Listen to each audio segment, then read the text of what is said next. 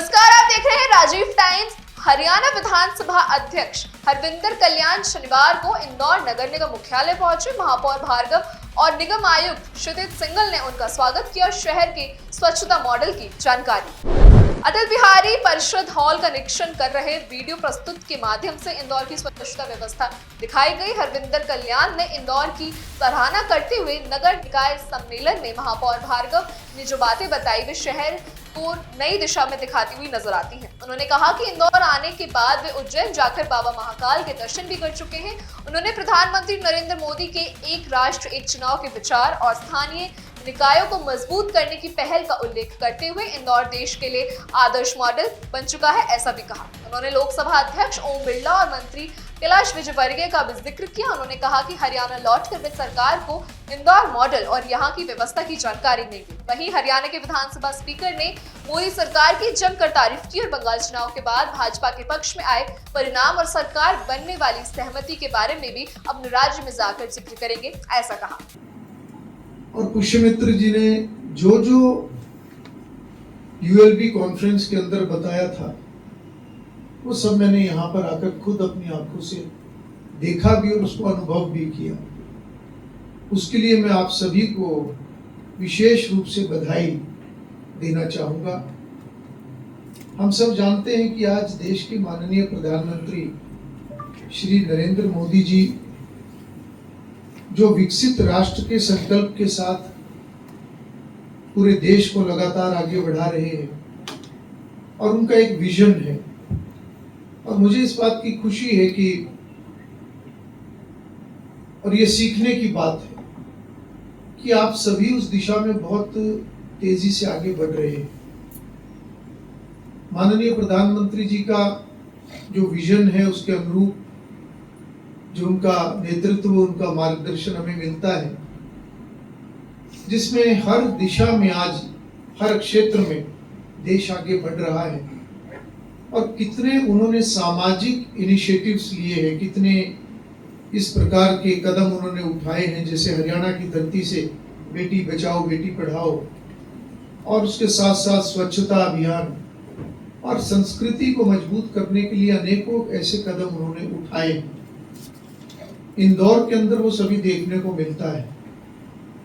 साथ ही प्रधानमंत्री जी की सोच के अंदर बहुत सारी चीजें हैं, जिसमें से एक का मैं जिक्र जरूर करूंगा, क्योंकि हरियाणा विधानसभा के अध्यक्ष के नाते आज जो एक लेजिस्लेचर की जिम्मेवारी मेरे ऊपर है, उस नाते से अगर मैं देखूं तो प्रधानमंत्री जी की सोच है कि वन नेशन वन लेजिस्लेचर, चाहे वो पार्लियामेंट है या सभी राज्यों के विधानमंडल हैं, सभी एक प्लेटफॉर्म के ऊपर आए।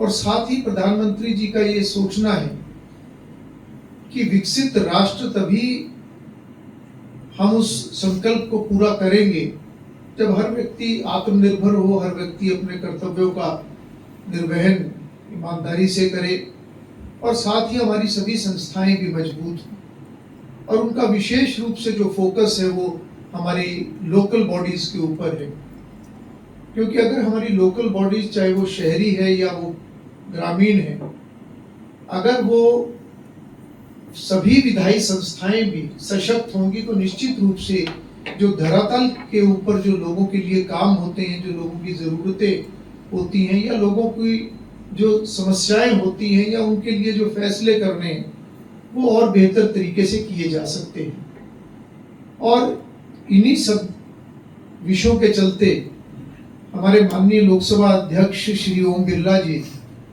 लगातार इस दिशा में काम कर रहे हैं। और मेरा विधानसभा अध्यक्ष के नाते ये सौभाग्य है कि पूरे भारतवर्ष का पहला ऐसा अर्बन लोकल बॉडी कॉन्फ्रेंस, जो कि एक पार्लियामेंट ने उसको आयोजित किया और उसकी जिम्मेवारी हरियाणा विधानसभा को दी गई थी, वो बहुत अच्छा एक इनिशिएटिव था, जिसमें पूरे भारतवर्ष के सभी मेयर और चेयरपर्सन एक प्लेटफॉर्म के ऊपर आए और उसमें कुछ ऐसे नगर निगम या नगर पालिकाएं जो सबसे ऊपर देश में जिनका नाम आता है, उनकी वहाँ चर्चा भी हुई।